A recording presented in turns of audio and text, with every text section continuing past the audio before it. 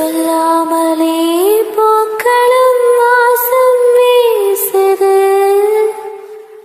உறவும் இல்லாமலே இருமனம் ஏதோ பேசுது. எவரும் சொல்லாமலே